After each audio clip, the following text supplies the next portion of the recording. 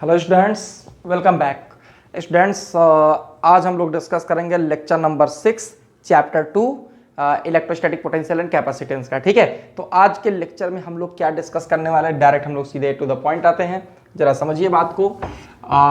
हम लोग को डिस्कस करना है रीडिस्ट्रीब्यूशन ऑफ चार्जेज,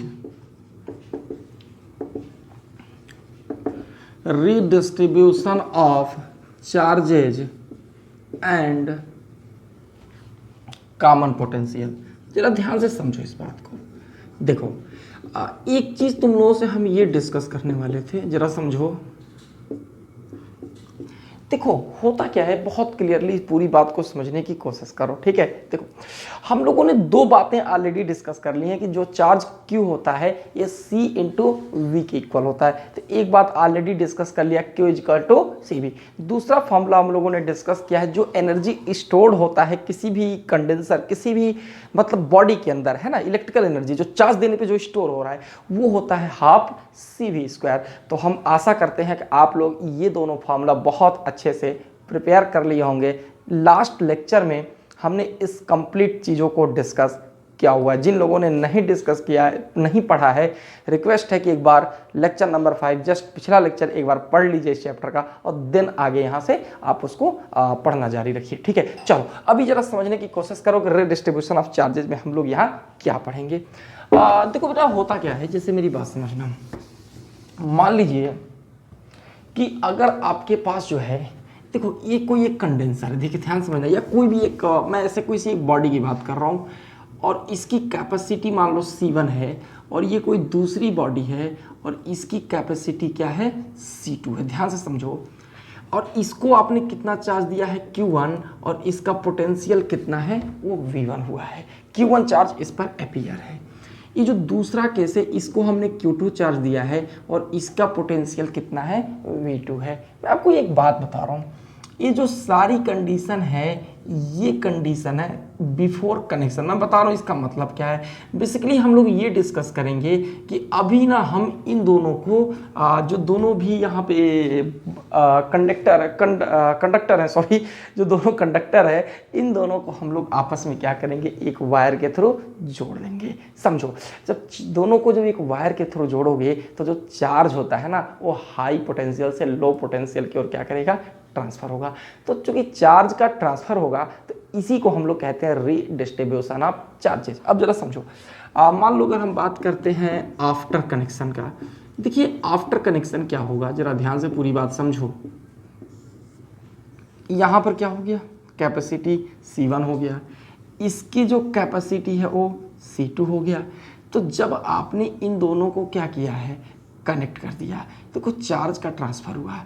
तो मान लो बाद में इसके पास चार्ज कितना हो गया, Q1 डैश, और इसके ऊपर चार्ज कितना हो गया, Q2 डैश, क्योंकि चार्ज का क्या हुआ है, रीडिस्ट्रीब्यूशन हुआ है। अब जरा समझो, हाँ एक चीज यहाँ जरूर ध्यान रखना कि हमने ऐसा मान लिया है कि potential of V1 is greater than V2। ये हम लोगों ने शुरुआत में ही इसको एक्सेप्ट कर लिया है।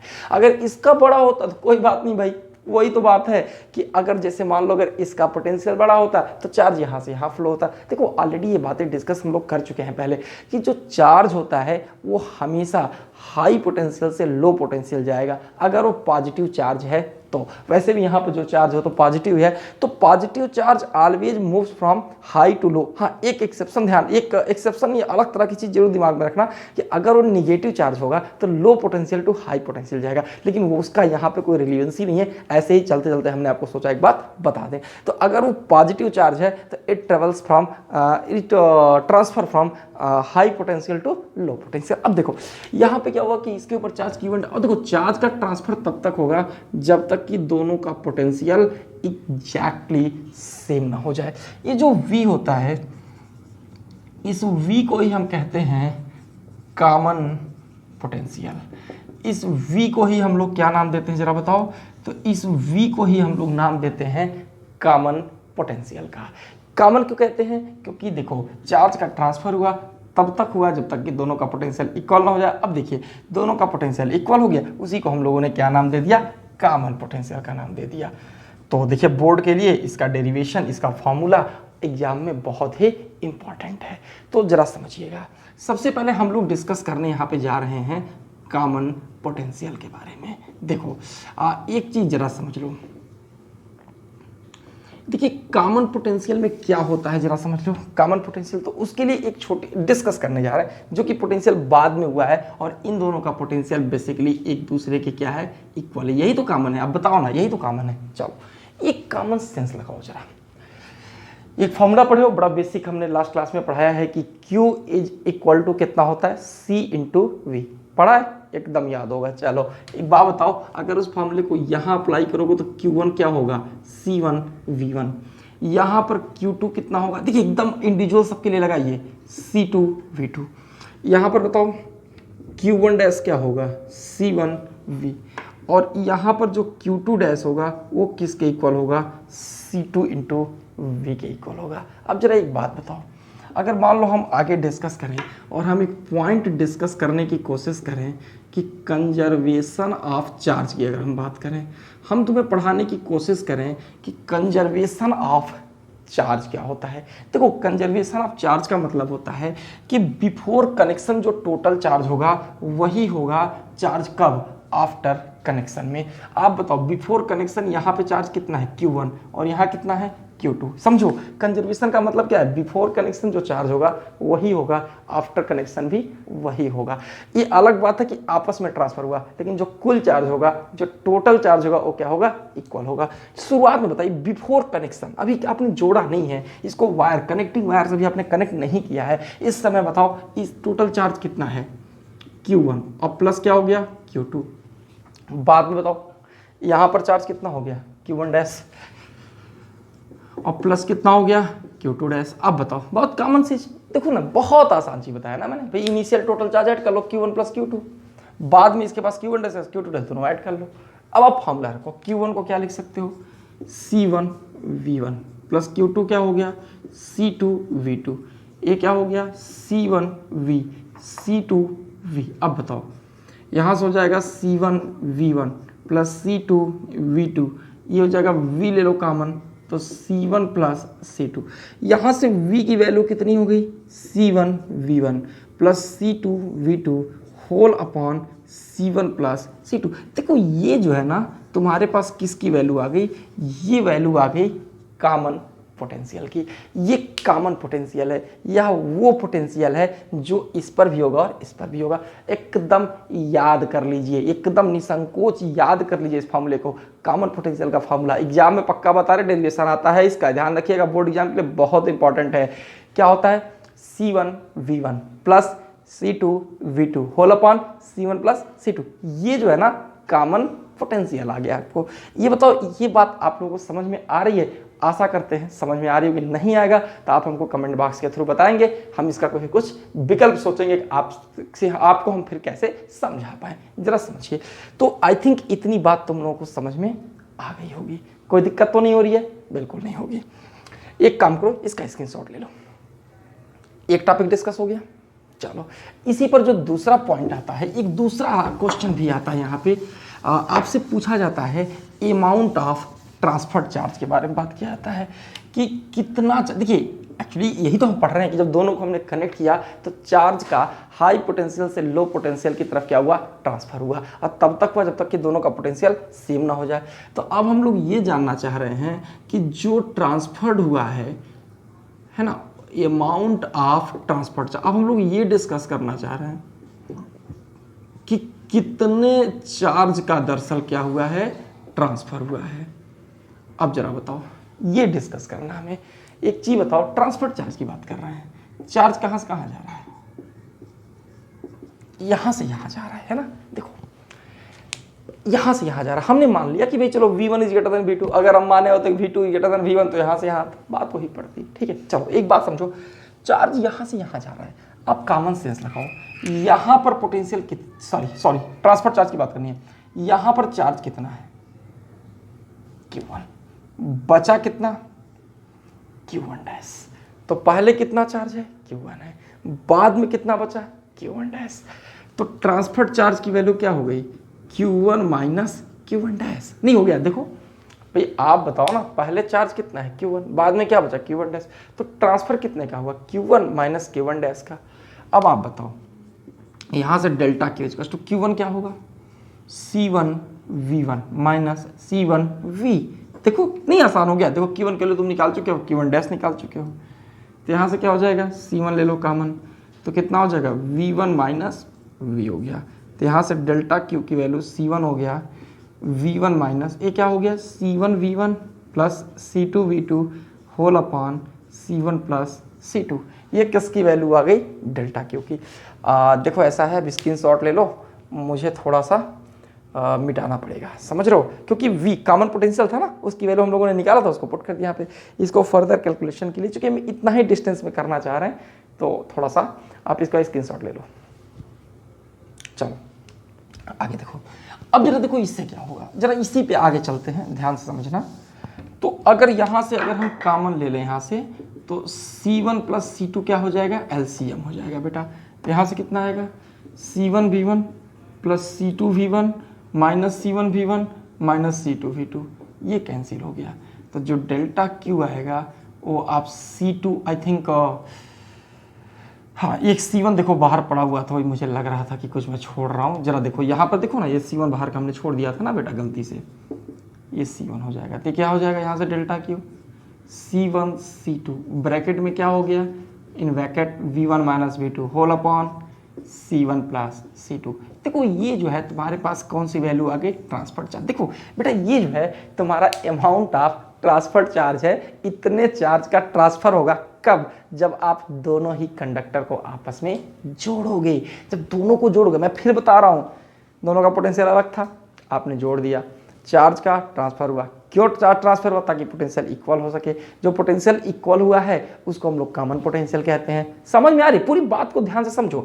और देखो जो अच्छा इस प्रक्रिया में, ताकि पोटेंशियल का इक्वलाइजेशन हो सके, इक्वल हो सके, जो ट्रांसफर चार्ज है वो delta Q equal to C1 C2 V1 minus V2 whole upon C1 plus C2 होता है। देखो ये वही चार्ज है इतना जो पहले से निकलेगा और दूसरे पे उतना पहुंच जाएगा। समझ रहे इस बात को, मतलब ये वो चार्ज है जो हाई पोटेंशियल वाली बॉडी से निकलेगा और लो पोटेंशियल वाली बॉडी पे चार्ज पहुंच जाएगा, ये वही चार्ज है। समझ गए, चलो ये भी आप लोगों को बिल्कुल तैयार हो गया होगा। अब जरा आगे चलते हैं, आशा करते हैं इतनी बातें आपको समझ में आ गई होंगी, एकदम आ गया होगा। ठीक है, चलो 2 क्वेश्चंस हम लोगों ने डिस्कस कर लिए, जो तीसरा है वो बहुत ज्यादा इंपॉर्टेंट है, जरा समझ लो। तीसरा तो इंपॉर्टेंट क्या भाई, बहुत ज़्यादा इंपॉर्टेंट है, और उसके लिए हो सकता हो कई बार मिटाना पड़े मुझे। ठीक है, चलो इसको थोड़ा सा यहाँ पे हल्का सा आप लोग भी दोबारा डायग्राम बना लेंगे। ठीक है, नोट्स बना रहे हो ना, एकदम बनाते रहो, दोबारा डायग्राम बनाइए। इसको हम थोड़ा सा नहीं बना रहे, इसी में काम चला लेते हैं। ठीक है, चलो इधर देखो। अब एक बात बताओ, हम एक बहुत इंपॉर्टेंट है, जो मतलब इन तीनों में सबसे मोस्ट फ्रिक्वेंट है, पूछा आता है हर एक बोर्ड एग्जाम में, चाहे कोई भी बोर्ड हो। देखिए लेक्चर CBSE, UP, ISC, कोई भी स्टेट बोर्ड हो, हर प्रकार के 12th के स्टूडेंट्स के लिए यूजफुल है ना। तो जरा देखो यहाँ पे हम जो बात करने जा रहे हैं वो हम करने जा रहे हैं हीट लॉस के बारे में। देखो हमें डिस्कस करना है किसके बारे में, हीट लॉस। हीट लॉस क्या है, डेल्टा एच। कितना हीट लॉस हो रहा है, कब हो रहा है, जब आप दोनों बॉडी को कनेक्ट कर रहे हो, तो हीट का क्या हो रहा है, लॉस हो रहा है। क्यों हो रहा है, क्योंकि चार्ज ट्रांसफर करेगा, और जब चार्ज ट्रांसफर करेगा तो इस कनेक्टिंग वायर के थ्रू ही तो करेगा। तो थोड़े ही समय के लिए इस कनेक्टिंग वायर में करंट नहीं फ्लो होगा भाई, चार्ज का मूविंग स्टेट होगा। ठीक है, और जब करंट फ्लो होगा इस वायर, भाई आप फिर समझो, चार्ज का फ्लो हवा में नहीं हो रहा है, इस वायर के माध्यम से हो रहा है। समझ रहे हो, जब चार्ज का फ्लो होगा तो जाहिर सी बात है कि चार्ज का फ्लो का जो रेट है वो क्या है, करंट फ्लो होगा। तो इस वजह से वायर गर्म होगा, जो गर्म होगा वही हीट लॉस है। तो जरा देखो जो हीट लॉस है वो कैसे निकालते हैं। तो लॉस है तो क्या करोगे, सबसे पहले आप निकाल लो इनिशियल एनर्जी। कौन सी एनर्जी, इनिशियल एनर्जी, माइनस कौन सी एनर्जी निकाल लो, फाइनल एनर्जी। तो इनिशियल एनर्जी और माइनस कौन सी एनर्जी हो गई, फाइनल एनर्जी हो गई। अब जरा एक बात समझना, ये बताओ इसके पास एनर्जी कितनी है, हाफ C1 V1 स्क्वायर। इसके पास कितनी है, हाफ C2 V2 स्क्वायर। देखो एकदम बताया था फॉर्मूला मैंने आपको, 2 ही तो फॉर्मूला मैंने लास्ट लेक्चर में बताया था, Q इक्वल टू CV, दूसरा हाफ CV स्क्वायर। अच्छा इसके पास कितनी एनर्जी होगी, हाफ C1 V स्क्वायर। इसके पास एनर्जी कितनी होगी, हाफ C2 V स्क्वायर। अच्छा एक बात बताओ, इनिशियल टोटल एनर्जी कितनी है, तो half C1 V1 square half C2 V2 square minus final क्या होगा, फाइनल इन दो ये दोनों कंडीशन बन रहा है तो क्या हो जाएगा, half C1 V square half C2 V square. ये देखो तुम्हारे पास क्या हो गया, हीट लॉस। अब जरा देखो इसको सॉल्व करना ही असली चुनौती है तुम्हारे लिए। हाफ ले लो कॉमन ऊपर से जरा, C1 V1 square C2 V2 square minus इसको नीचे लाओ, हाफ इन ब्रैकेट क्या हो जाएगा C1 plus C2 into V square. Half ले लो कॉमन, वी स्क्वायर ले लो कॉमन, क्या मिलेगा C1 प्लस C2। इतनी बातें समझ में आ गई होंगे, तुम भी समझ रहे हो हम क्या करने वाले हैं। हम उस v की वैल्यू जो निकाले थे ना C1 V1 plus C2 V2 whole upon C1 plus C2, बस तो उसी वैल्यू को हम इसमें पुट कर देंगे। अब देखो पुट करेंगे तो क्या होगा जरा समझो, तुम भी समझ रहे हो है ना। देखो अब उसको पुट किया जाए यहाँ पर तो देखो क्या आ रहा है, यहाँ से डेल्टा एच की वैल्यू कितनी आ रही है, half C1 V1 square plus, हाँ हाफ तो कॉमन ले लिया है, C2 V2 square minus half C1 plus C2। ये बताओ V की वैल्यू कितनी है, C1 V1 plus C2 V2, अभी पढ़ा ना कॉमन पोटेंशियल इतना ही होता है। देखो कितना हो जाएगा, हाफ C1 प्लस C2 और V की वैल्यू कितनी है C1 V1 plus C2 V2 whole upon C1 plus C2 का होल स्क्वायर। अच्छी एक बात बताओ, यहां से अगर देखा जाए तो तुमको क्या समझ में आएगा, हाफ C1 V1 स्क्वायर और C2 V2 square minus half क्या लिख सकते हो C1 plus C2 C1 V1 C2 V2 square upon, इसको जरा ऐसा ना ऊपर नीचे अलग अलग कर दो, ऐसा करो हम बता रहे हैं, whole square whole upon C1 plus C2 whole square. ये कैंसिल हो गया ना, तो बचा क्या, सिर्फ एक कंपोनेंट। इसका स्क्रीनशॉट लीजिए आप। अब जरा आगे देखिए क्या करेंगे, ऐसा करो delta H is equals to यहाँ से 2 times of C1 plus C2 जो है आप एलसीएम ले लो, एक ही तो बचा, एक तो कट चुका है ना, ठीक है, और 2C1 प्लस C2 एलसीएम हो गया, यहाँ 2 है तो C1 प्लस C2 एक्स्ट्रा है तो उसका मल्टीप्लाई हो जाएगा, C1 V1 square plus C2 V2 square और माइनस ये बचेगा आपका C1 V1 plus C2 V2। थोड़ा छोटा लिख रहा हूँ लेकिन ठीक है, वो आप समझ रहे हैं कौन सा स्टेप है यहाँ पे, ठीक है। तो C1 plus C2 C1 V1 square plus C2 minus C1 C2 plus V1 V2 का होल स्क्वायर, ठीक है। अब देखो तुम्हारा काम है अभी इसको सॉल्व करना। अब मैं सॉल्व नहीं करूंगा क्योंकि रिजल्ट देखो तुम्हें भी आता, अच्छा बोर्ड में भी आएगा तो इसके तुम डायरेक्ट रिजल्ट लिख देना तो बिल्कुल नहीं कटेगा, ठीक है। बस बहुत हो कैलकुलेशन, कैसे करोगे, इस C1 का पहले इन दोनों मल्टीप्लाई करोगे, फिर C2 का इन दोनों में करोगे और A प्लस बी का होल स्क्वायर से इसको आप क्या करेंगे, एक्सपेंड कर लोगे, काफ़ी कुछ कटेगा, फॉर्मूला बनेगा। आप करिएगा जरूर, है मेरी बात तो ठीक है लेकिन करिएगा जरूर। और अब जो है फिर से इसका भी स्क्रीनशॉट आप ले लो एक बार, ठीक है। अगला स्टेप या इधर चलते हैं ना, क्या परेशान, इधर बिल्कुल है ना, इधर जगह है, देखो इधर। अब इस डेल्टा एच की वैल्यू हम निकाल ही लेते हैं। देखो हम तुम्हें ना डायरेक्ट बेटा हम तुम्हें रिजल्ट बता रहे हैं, ठीक है, हम डायरेक्ट रिजल्ट बता रहे हैं। रिजल्ट आप याद कर लीजिएगा, कैलकुलेट कर लोगे बड़े आसानी से आ जाएगा। क्या होता है देखना, C1 C2 V1 minus V2 का whole square whole upon 2 times of C1 plus C2। तो ये जो है ना तुम्हारे पास क्या होता है, हीट लॉस आता है। हीट लॉस कितना आता है, C1 C2 इन ब्रैकेट क्या हो गया V1 माइनस V2 का whole square whole upon 2 times of C1 plus C2। ये जो है आपके पास क्या हो जाएगा, ये आपका कंप्लीट हीट लॉस का रिजल्ट आ जाएगा। समझ रहे हो इस बात को। अब देखो V1 minus V2 whole square, जिसका हाई पोटेंशियल उसमें छोटा घटा लेना, कोई दिक्कत नहीं है, ठीक है। ये इस प्रक्रिया में होने वाला, इस प्रोसेस में होने वाला हीट लॉस है। अगर दो कंडक्टिंग बॉडी को आप आपस में कनेक्ट करोगे, चार्ज का फ्लो होगा, तो इस वजह से जो भी हीट लॉस है वो इतने का हीट लॉस हो रहा है। आशा करते हैं आपको इतनी बातें पूरी तरह समझ में आ गई होंगी। एक स्क्रीनशॉट आप ले लिए होंगे और नोट्स भी जरूर बनाइए, नोट्स बिल्कुल बनाइए आप लोग, ठीक है। और एक जो नेक्स्ट जो आपका एक और छोटा सा क्वेश्चन है, एक नंबर का क्वेश्चन 1-2 बार बोर्ड में पूछ चुका है, बहुत छोटा है, डिस्कस कर लेते हैं। इसी पर चौथा जो मेन टॉपिक है जरा उसको भी देख लेते हैं। देखो फोर्थ क्या पूछा जाता है आपसे एग्जाम में, जरा वो भी समझ लो। आपसे एग्जाम में ये पूछता है, proof that after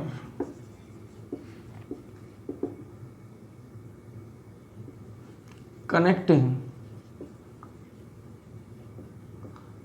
two conductors charges distribute in the ratio of their capacity या कैपेसिटेंस, कैपेसिटी या कैपेसिटेंस एक ही चीज होती है। ये क्वेश्चन है बहुत, देखो ना जितना बड़ा क्वेश्चन उससे छोटा इसका सोल्यूशन है यार। तो चार्ज का डिस्ट्रीब्यूशन कैसे हो रहा है बताओ, आप कॉमन सेंस लगाओ। Distribution Q1 dash Q2 dash हो रहा है ना। एक बात बताओ, इसके ऊपर कितना चार्ज है सोल्यूशन की अगर बात करें तो Q1 डैश क्या है C1V और Q2 डैश क्या है C2V। डिवाइड करो जरा इन दोनों को, तो Q1 dash upon Q2 dash कितना मिलेगा, ये होगा आपका C1 अपॉन C2। समझ गए? इसका मतलब क्या कहा जाए कि जो चार्ज है वो किस रेशियो में, देखो हो गया कि नहीं हो गया काम, देखो 2 लाइन का है बस, एग्जाम में आप पूछ चुका है CBSE में, समझ रहे हो। आप एक बात ध्यान रखना कि अगर कभी भी इस तरह क्वेश्चन एग्जाम में आ जाए, आप बस ये डायग्राम बना देंगे और ये 2 लाइन लिख देंगे, ठीक है। एक ही नंबर में आता भी है भाई। Q1 डैश क्या था याद करो, जस्ट इसको मिटाने के लिए मैंने लिखा था Q1 डैश क्या होगा C1V और Q2 डैश C2V। तो Q1 dash upon Q2 dash C1 upon C2। तो चार्ज का डिस्ट्रीब्यूटर किस रेशियो में हुआ, बिल्कुल उनके कैपेसिटी के रेशियो में हो गया। ठीक है, चलो इतनी बातें हम लोगों ने आज पढ़ ली। जरा से इसको हल्का सा, इस पूरे लेक्चर को हम लोग जल्दी जल्दी समराइज कर लेते हैं। हम लोगों ने 4 पॉइंट पढ़ी है ना, हम लोगों ने 4 पॉइंट डिस्कस किया। क्या डिस्कस किया था जरा समझ लो। डिस्कस ये किया था कि अगर मान लो कोई बॉडी कंडक्टर जिसकी कैपेसिटी C1 है, दूसरे का C2 है, इसके ऊपर चार्ज Q1 है, पोटेंशियल V1 है, दूसरे पे चार्ज Q2 है, पोटेंशियल V2 है। हमने क्या किया, इन दोनों को आपस में कनेक्ट कर दिया, तो कैपेसिटी C1 C2 ही रह गया। इस पर चार्ज Q1 डैश पोटेंशियल क्या हो गया V हो गया, इस पर चार्ज Q2 डैश और पोटेंशियल क्या हो गया तो V हो गया। ठीक है, अब देखो यहां से हमने देखो सबसे पहले देखो इस पे हमने क्या क्या बातें डिस्कस की। सबसे पहली बात हमने डिस्कस की थी कॉमन पोटेंशियल को लेके। हमने कहा था कि देखो जब दोनों पे, देखो पूरी कहानी को जरा जल्दी से 2 मिनट में समझ लो कि क्या हुआ कि इन दोनों को जब कनेक्ट किए हो तो हमने शुरू में ये मान लिया था, एज्यूम कर लिया था V1 is greater than V2। हम ऐसा भी मान सकते थे कि V2 is greater than V1, तो चार्ज यहाँ से यहाँ आता, उसकी कोई दिक्कत नहीं है। हमने माना V1 is greater than V2, इसका मतलब हमने माना था कि जो चार्ज है वो दरअसल क्या है कि यहाँ से जो है V1 से V2 C1 कैपेसिटी से C2 वाले बॉडी की तरफ जा रहा है। तब तक गया जब तक कि दोनों का charge Q1 dash Q2 dash नहीं हो गया, और ऐसा तब तक हुआ जब तक कि दोनों का पोटेंशियल इक्वल नहीं हो गया। तो जो सबसे पहली बात हम डिस्कस करने वाले थे वो था कॉमन पोटेंशियल। देखो जो कॉमन पोटेंशियल कितना आया था C1 V1 C2 V2 whole upon C1 plus C2, ये क्या था कॉमन पोटेंशियल आया था। जरा दूसरे पॉइंट पे चलते हैं। दूसरा ये कॉमन पोटेंशियल कौन था, दोनों का कॉमन पोटेंशियल था, आफ्टर कनेक्टिंग जो है दोनों का बराबर पोटेंशियल था। दूसरा हम लोगों ने डिस्कस किया था कि अमाउंट ऑफ